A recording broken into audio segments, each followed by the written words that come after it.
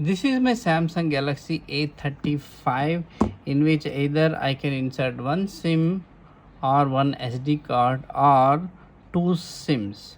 But this is a simple chip which cost around 200 rupees in Amazon.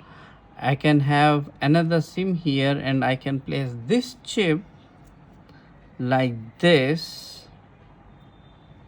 Make sure it is inserted properly and put it here, and make sure that this is to be done at your own risk. This is a disclaimer.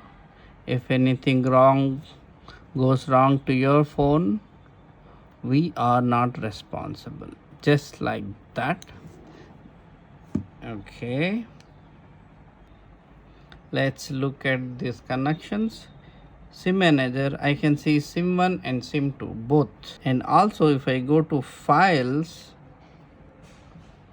and also I can see my SD card too.